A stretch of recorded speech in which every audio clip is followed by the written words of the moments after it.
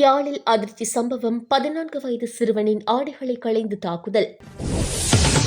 இலங்கை போக்குவரத்து சபைக்கு நாளொன்றுக்கு 20 மில்லியன் ரூபாய் இழப்பு. போக்குவரத்து அமைச்சர் விடுத்துள்ள எச்சரிக்கை. நினோ நிலை ஏற்பட்டால் நிலைமை மோசமடையும். பொதுமக்களுக்கு முக்கிய அறிவுறுத்தல். திடீரென மனமாறிய நேதன்யாகு. லெபனான் குறித்து இஸ்ரேலின் தீர்மானம். செய்வனி என்ற பெயரில் 2 குழந்தைகளின் கொதிப்பாலை ஊற்றிய பூசாரி. கொந்தளிக்கும் மக்கள்.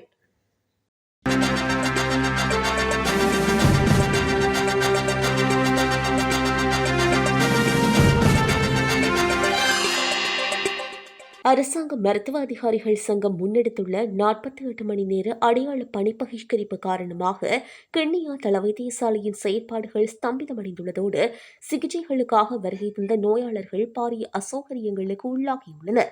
முன் விசாரணைகளின்றி சட்டவிரோதமான முறையில் மற்றும் அரசியல் உள்நோக்கங்களோடு வைத்தியர்களுக்கு இடமாற்றங்கள் வழங்கப்பட்டுள்ளதாக குற்றம் சாட்டியே இந்த நாடளாவிய ரீதியிலான போராட்டம் முன்னெடுக்கப்பட்டுள்ளது. நேற்று காலை 8 மணிக்கு ஆரம்பமான இந்த போராட்டத்தால் கிண்ணியா தளவைத்தியசாலையின் வெளிநோயாளர் பிரிவு, கிளினிக் பிரிவுகள் எந்தவித வைத்திய சேவைகளுமின்றி முடங்கி காணப்பட்டன. இதன் காரணமாக தூர இடங்களில் இருந்து பெரும் சிரமங்களுக்கு மத்தியில் வருகை தந்த பல நோயாளர்கள் வைத்தியர்கள் பணியில் இல்லாத காரணத்தால் ஏமாற்றத்தோடு வீடு திரும்பியதை காண முடிந்தது. இதன்போது அவர்கள் பல்வேறு தங்களுடைய கவலையை வெளிப்படுத்தியிருந்தனர். வைத்தியசாலைகள் மக்களுக்காகவே உள்ளன. எமது வரிப்பணத்தில் படிக்கும் வைத்தியர்களை எமக்கு சேவை செய்யவே அரசாங்கம் நியமித்துள்ளது. ஆனால் அடிக்கடி நடக்கும் இந்த போராட்டங்களால் பாதிக்கப்படுவது என்னவோ ஏழை நோயாளர்கள்தான். தயவு செய்து எமது உயிரோடு விளையாடாதீர்கள், ஏழைகளின் வயிற்றில் அடிக்காதீர்கள் என சிகிச்சைக்காக காத்திருந்த நோயாளர்கள் வேதனையோடு தெரிவித்துள்ளனர். பணி பகிஷ்கரிப்பு இடம்பெற்ற போதிலும் நோயாளர்களின் உயிர் பாதுகாப்பை கருத்தில் கொண்டு சில அத்தியாவசிய சேவைகள் மாத்திரம் வழக்கம் போல இயங்கின. நேற்று காலை ஆரம்பமான இந்த போராட்டம் நாளை காலை 8 மணி வரை நீடிக்கப்பட உள்ளமை குறிப்பிடத்தக்கது. தென்மேற்கு பருவமழையின் போது எல்னினோ நிலை ஏற்பட்டால் செப்டம்பர் மாதம் வரை வறட்சி காலம் தொடரக்கூடும் என வளிமண்டலவியல் திணைக்களம் தெரிவித்துள்ளது. நேற்று அரசாங்க தகவல் திணைக்களத்தில் நடைபெற்ற ஊடகவியலாளர் சந்திப்பில் கலந்து கொண்டு கருத்து தெரிவித்த அந்த திணைக்களத்தின் மேலதிக பணிப்பாளர் நாயகம் அஜித் விஜயமானகே, தென்மேற்கு பருவமழை காலத்தில் எல்னினோ நிலை ஏற்பட்டால் வரும் செப்டம்பர் மாதம் வரை வறட்சியான காலநிலை நிலவக்கூடும். இந்த நிலைமையை கருத்தில் கொண்டு குடிநீர் மற்றும் அனைத்து நீர்ப்பாசன நடவடிக்கைகளிலும் முறையான நேர்முகாமைத்துவத்தை மேற்கொள்ள வேண்டும்.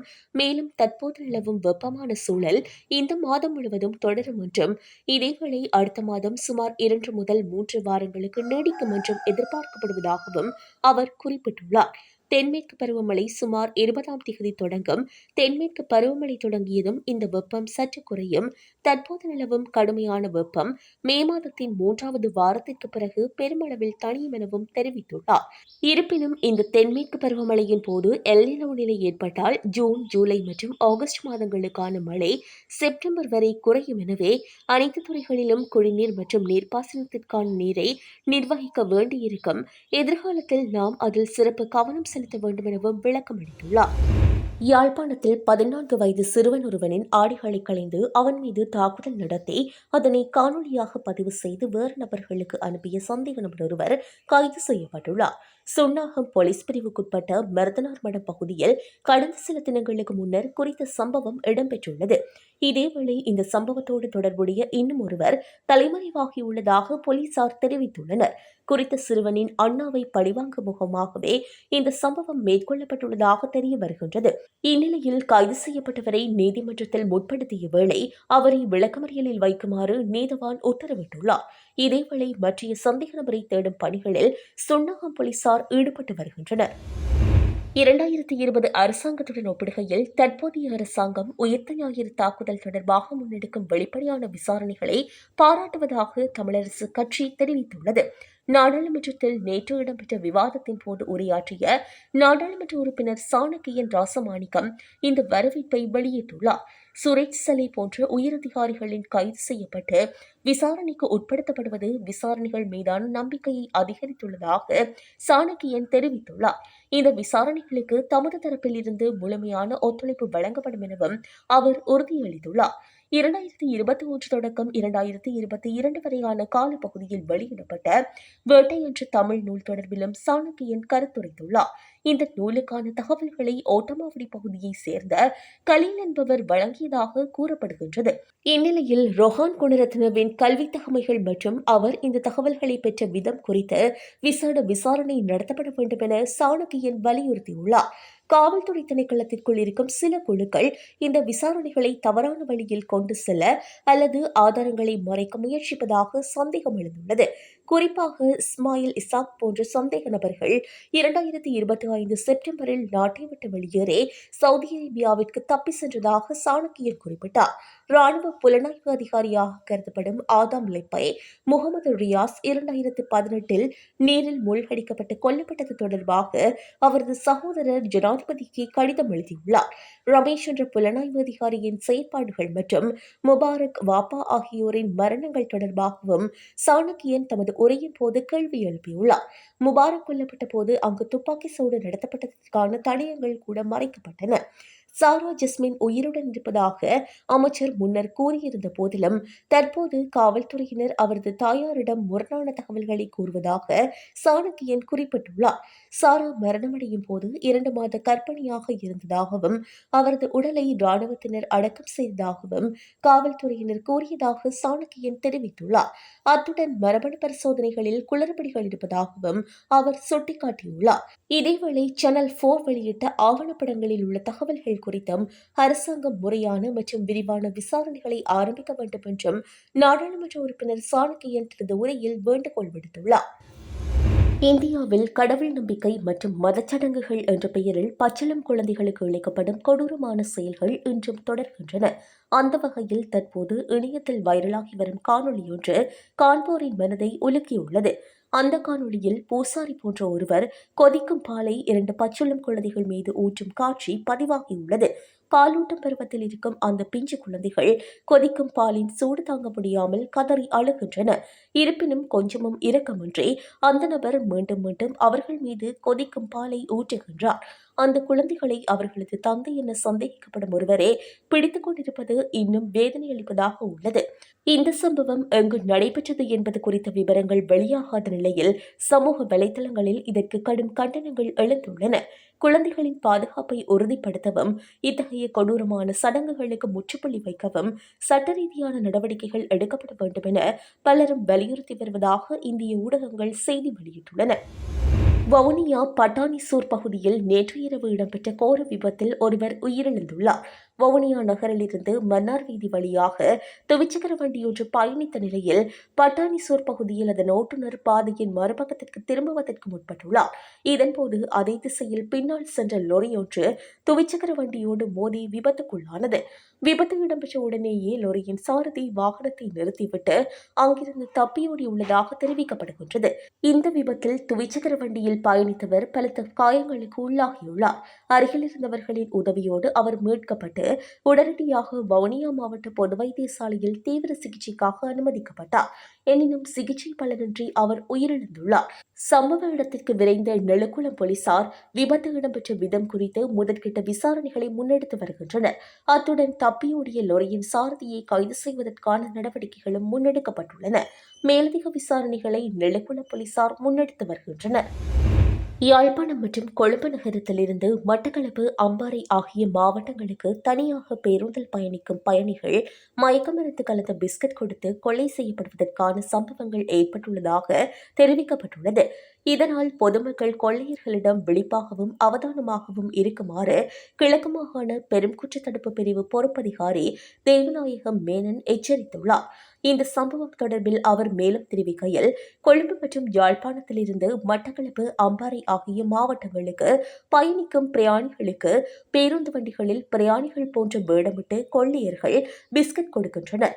அந்த பிஸ்கட்களில் மயக்கமிருந்து கலக்கப்பட்டுள்ளதோடு கொள்ளையர்கள் அருகில் சென்று பேச்சு கொடுத்து தமது பையிலிருந்து மயக்கமிருந்து கலந்த பிஸ்கட்டை பயணிகளுக்கு வழங்குவார்கள். பயணிகள் அதனை உடைத்து சாப்பிட்டதும் சிறிது நேரத்தில் மயக்கமடைந்து அவர்கள் அணிந்திருக்கும் காப்பு, மோதிரம், சங்கிலி, தங்க ஆபரணங்கள் மற்றும் கைப்பையில் உள்ள பணம் என்பவற்றை கொள்ளையர்கள் எடுத்துக்கொண்டு ஏதாவது இடத்தில் இறங்கி விடுவார்கள். மயக்கமடைந்தவர்கள் பின்னர் வைத்தியசாலையில் அனுமதிக்கப்பட்டு 3 தினங்களுக்கு பிறகுதான் சுய மீண்டும் நினைவுக்கு வருகின்றனர். அண்மை காலமாக பேருந்துகளில் பிரயாணித்த பலர் மீது இதுபோன்ற கொள்ளை சம்பவங்கள் இடம்பெற்றுள்ளதாக முறைப்பாடுகள் போலீஸ் நிலையங்களில் பதிவு செய்யப்பட்டுள்ளன. எனவே குறிப்பிட்ட மாவட்டங்களில் தனியாக பயணம் செய்யும் பொதுமக்கள் அறிமுகமில்லாதவர்களிடம் எதையும் வாங்கி சாப்பிடக்கூடாது, மேலும் விழிப்பாகவும் அவதானமாகவும் இருக்க வேண்டும் எனவும் எச்சரிக்கை விடுத்துள்ளார்.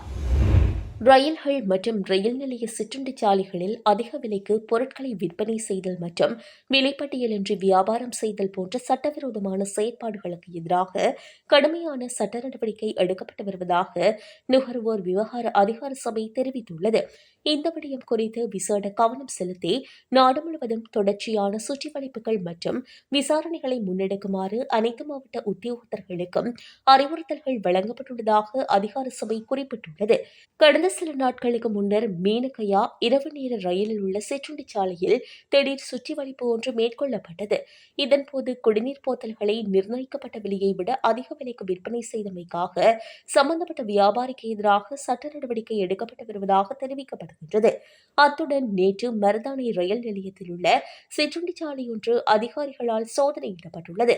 நுகர்வோருக்கு அநீதி அளிக்கும் வகையில் அதிக விலைக்கு பொருட்களை விற்பனை செய்யும் மற்றும் விலைப்பட்டியலை காட்சிப்படுத்தாத வியாபாரிகளுக்கு எதிராக சட்டத்தை நடைமுறைப்படுத்த இத்தகைய நடவடிக்கைகள் நாடு முழுவதும் தொடர்ச்சியாக முன்னெடுக்கப்படும் என அதிகார சபை தெரிவித்துள்ளது.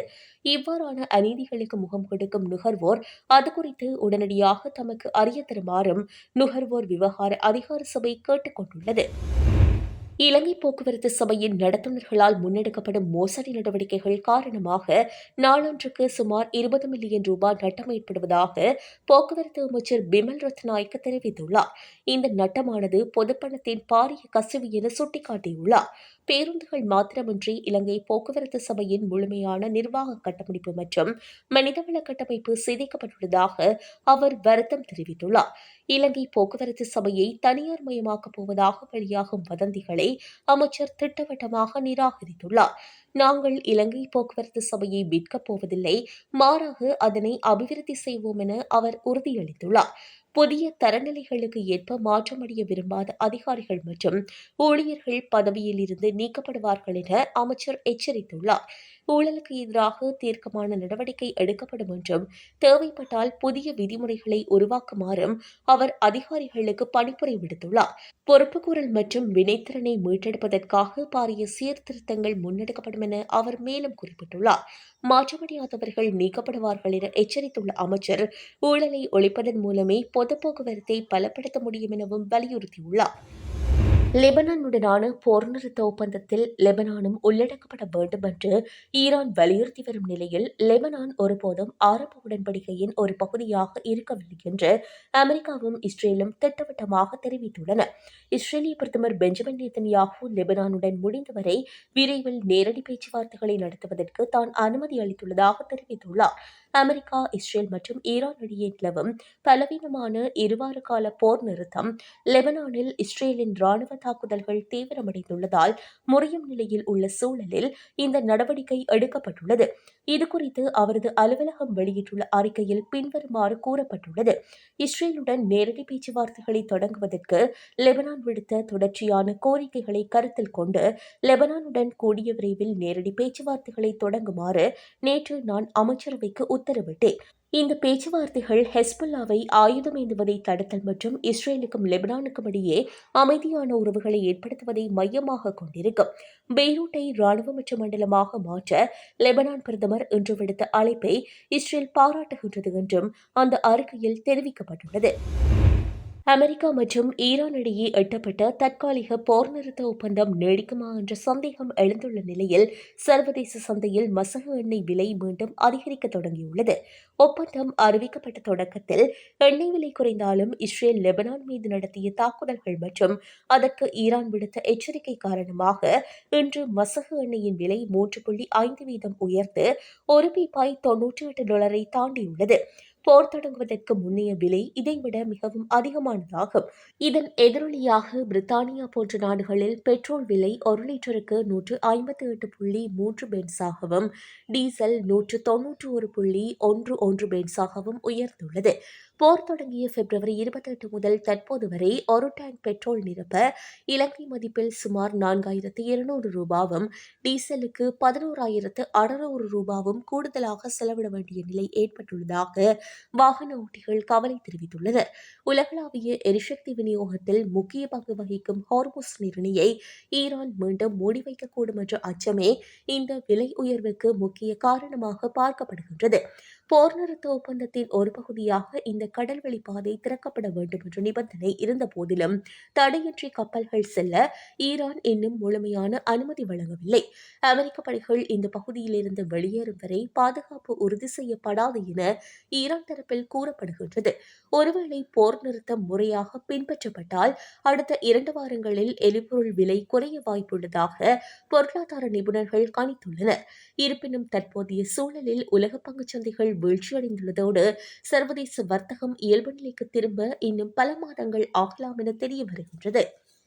இதுபோன்ற செய்திகளை தெரிந்து கொள்ள யாழ் டிவி நியூஸ் சேனலை சப்ஸ்கிரைப் செய்து அருகே இருக்கிற பெல் பட்டனையும் கிளிக் செய்து கொள்ளுங்க.